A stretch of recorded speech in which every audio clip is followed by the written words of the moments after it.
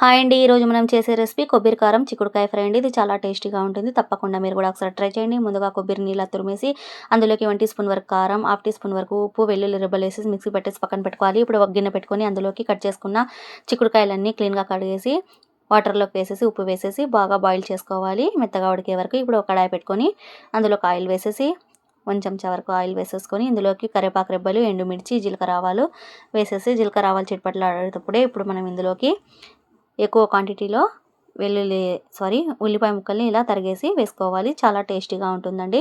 Golden colour వచ్చే వరకు fry చేసుకోవాలి. ఇప్పుడు మనం ఇందులోకి ముందుగా ఉడికించుకున్న చిక్కుడుకాయలు కూడా వేసేసి అంతా ఒకసారి ఇలా కలిపేసుకోవాలి. ఇప్పుడు మనం ఇందులోకి హాఫ్ టీ స్పూన్ వరకు పసుపును వేసుకోవాలి. పసుపు ఆప్షనల్ అండి, వేసుకుంటే వేసుకోవచ్చు లేకపోతే లేదు. చూడండి ఇలా అంతా ఒకసారి కలిపేసి ముందుగా గ్రైండ్ చేసుకున్న ఈ పౌడర్ని అంతా వేసేసి అంతా ఒకసారి ఇలా కలిపేసుకోవాలి. 2 నిమిషాల పాటు స్లో ఫ్లేమ్లో పెట్టి కుక్ చేసుకుంటే ఎంతో టేస్టీ అయిన కొబ్బరి కారం చిక్కుడుకాయ ఫ్రై రెడీ అండి.